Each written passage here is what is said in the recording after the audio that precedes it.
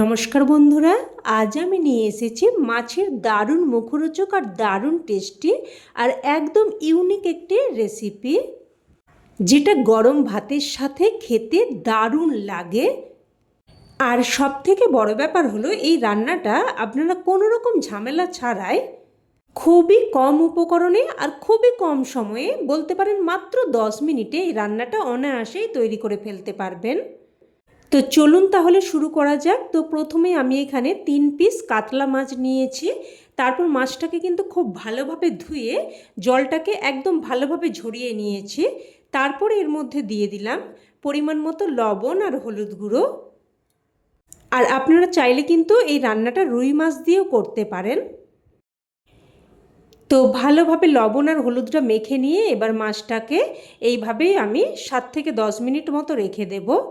তো মাছটাকে এক সাইডে রেখে দিয়ে এবার এখানে নিয়েছি পেঁয়াজ। আর যেহেতু এখানে আমি মাছের পিসগুলো বেশ বড় সাইজের নিয়েছি, তো 3 পিস মাছের জন্য এখানে আমি 4টে পেঁয়াজ নিয়েছি।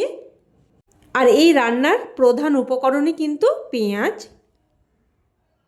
পেঁয়াজটা একটু বেশি পরিমাণে দিলে রান্নাটাও খেতে কিন্তু খুবই ভালো লাগবে।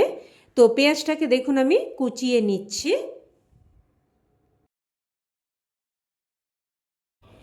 তো সমস্ত পেঁয়াজটাকে দেখুন একদম যে খুব সরু সরু করে কেটেছি তা নয়, একটু দেখুন মোটা সাইজ মতো করে কেটে নিয়েছি। এবার এখানে নিয়েছি কাঁচা লঙ্কা। আর লঙ্কার পরিমাণটা অবশ্যই আপনারা আপনাদের স্বাদ অনুযায়ী নিয়ে নেবেন।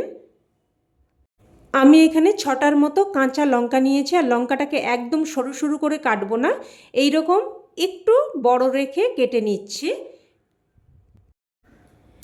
তো লঙ্কাটা কেটে নিয়ে এবার আমি এখানে কড়াই বসিয়ে দিয়েছি, তবে গ্যাস কিন্তু আমি এখনও অন করিনি। যে কড়াইয়ে রান্না করব সেই কড়াইটা আমি বসিয়ে দিয়েছি। কড়াইয়ের মধ্যে নিয়ে নিলাম লবণ হলুদ মেখে রাখা মাছ। তারপর দেখুন এখানে কুচানো পেঁয়াজগুলো দিয়ে দিচ্ছি। এইভাবে মাছটাকে প্রথমে নিচে রেখে পেঁয়াজটাকে এইভাবে উপর দিয়ে ছড়িয়ে দিচ্ছি। পেঁয়াজ কাঁচা লঙ্কা সব কিছুই দিয়ে দিলাম। এবার দিয়ে দিচ্ছি জল। এখানে হাফ বাটি মতো জল দিয়ে দিচ্ছি। মোটামুটি মাছটা ভালো মতো সেদ্ধ হবে সেই অনুযায়ী জলটা দিয়ে দিলাম। খুব অতিরিক্ত জল কিন্তু দেয়া যাবে না, মোটামুটি মাছগুলো সেদ্ধ হবে সেই অনুযায়ী জলটা দিয়ে দিতে হবে।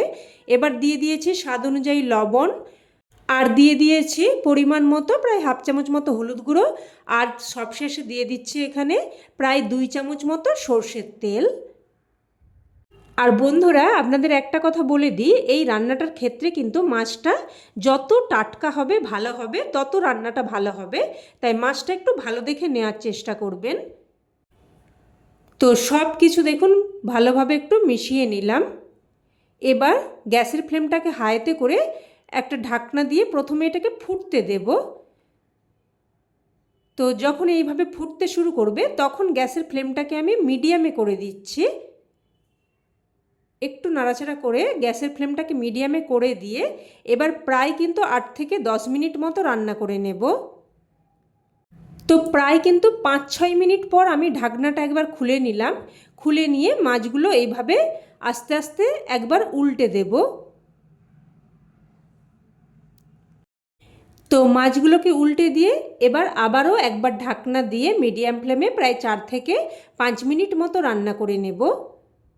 বন্ধুরা, আপনারা তো অনেক রকমভাবেই মাছ রান্না করে খেয়েছেন। এইভাবে একবার এই সহজ পদ্ধতিতে রান্নাটা করে দেখবেন, খেতে ভীষণই টেস্টি হয়। একবার খেলে কিন্তু রোজ বানাতে ইচ্ছে করবে। আর এটা কিন্তু আমার ঠাকুমার হাতের রেসিপি। আর এই রান্নাটা আমরা সকলেই কিন্তু খুবই পছন্দ করে খেতাম। আর এখনও আমি প্রায় বানিয়ে থাকি। আর আমি ঠাকুমাকে দেখতাম মাছগুলোকে এইভাবে হালকা করে ভেঙে দিতেন। আপনারা চাইলে মাছগুলোকে গোটা গোটাও রাখতে পারেন, তবে এইভাবে একটু হালকা করে ভেঙে দিলে মাছের মধ্যে কিন্তু তেল মশলা সব কিছু খুব ভালোভাবে ঢুকবে আর খেতে কিন্তু খুবই ভালো লাগবে। আর বন্ধুরা, রোজ রোজ কিন্তু অনেক সময় নিয়ে ঝামেলার রান্না করতে ইচ্ছে করে না।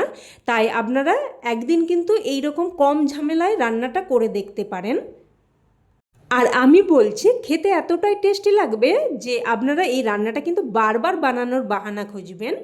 তো দেখুন এখানে সবশেষে আমি দিয়ে দিয়েছি 1 টেবিল চামচ মতো কাসুন্দি।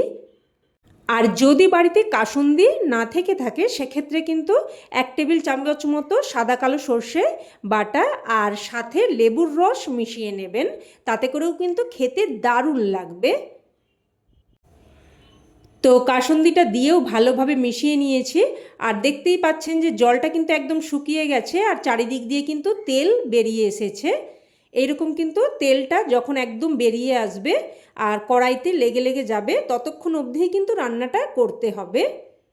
একটুও কিন্তু জল থাকবে না, একদম শুকিয়ে যখন তেলটা সুন্দরভাবে বেরিয়ে আসবে ততক্ষণ অবধি রান্নাটা করে নিতে হবে। তো রান্না কিন্তু এখন একদম তৈরি। এবার এটা গরমাগরম ভাতের সাথে পরিবেশন করুন, খেতে কিন্তু এক কথায় জাস্ট ফাটাফাটি লাগে। এটা কিন্তু শুকনো ভাত দিয়ে মেখে দিব্যি খাওয়া যায় আর অন্য কোনো কিছুই কিন্তু লাগে না। তো রেসিপি কেমন লাগলো অবশ্যই কমেন্টে জানাবেন, আর ভালো লেগে থাকলে প্লিজ একটা লাইক দিয়ে দেবেন। আর চাইলে অন্যান্যদের সাথে শেয়ারও করতে পারেন যাতে করে এই দারুণ সহজ রেসিপিটা সকলের কাছে পৌঁছে যায়। আর চ্যানেলের নতুন বন্ধু হয়ে থাকলে চ্যানেলটিকে অবশ্যই করে সাবস্ক্রাইব করে নেবেন। তো আজ তাহলে এই অবধি, আবারও অন্য কোনো রেসিপিতে দেখা হবে। ততক্ষণে সকলে ভালো থাকবেন, সুস্থ থাকবেন আর সকলকে অনেক ধন্যবাদ।